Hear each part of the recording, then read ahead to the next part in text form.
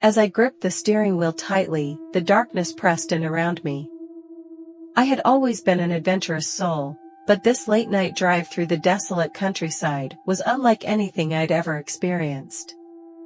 The moon hung high in the sky, its pale light barely piercing the thick canopy of trees that lined the narrow road.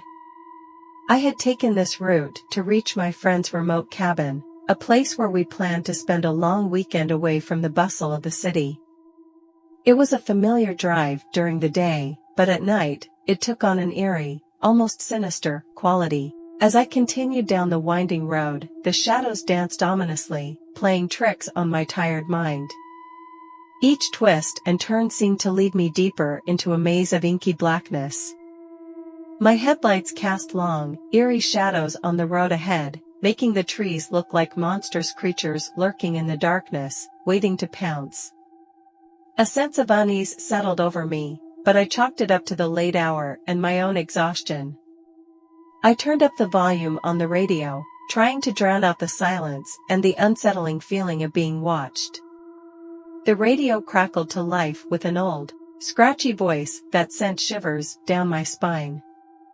"Turn back," the voice hissed, "turn back before it's too late." I slammed on the brakes, my heart pounding in my chest.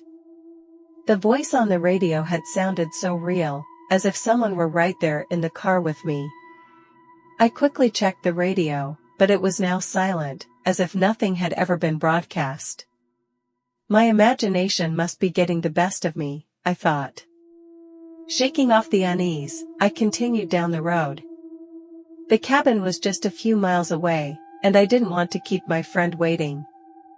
But as I drove, the voice on the radio continued to haunt me, each time more insistent and terrifying. "Turn back," it whispered, "or you'll never leave." I glanced nervously in my rearview mirror, half expecting to see a figure lurking in the darkness behind me. Nothing but the empty road stretched out, disappearing into the abyss. With a shaky hand, I switched off the radio, hoping to silence the ominous voice. The silence that followed was even more oppressive. It was as if the world itself held its breath, waiting for something to happen. That's when I noticed the first flicker of movement at the edge of the road.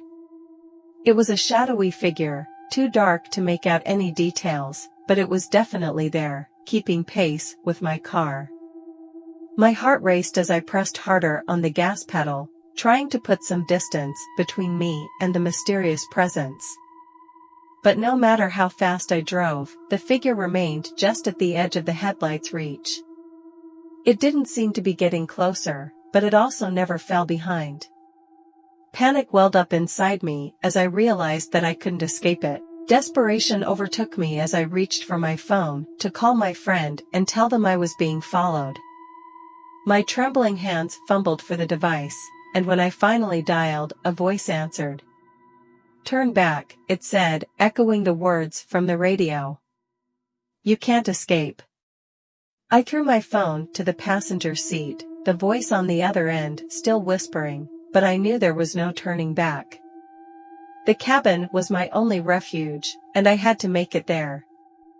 Finally, the cabin came into view, a small, cozy structure nestled deep in the woods. I pulled into the driveway, my heart pounding in my chest. The shadowy figure that had pursued me seemed to hesitate at the edge of the woods, as if it were unable to cross the threshold onto the cabin's property. I bolted from the car and slammed the door behind me, my breath coming in ragged gasps.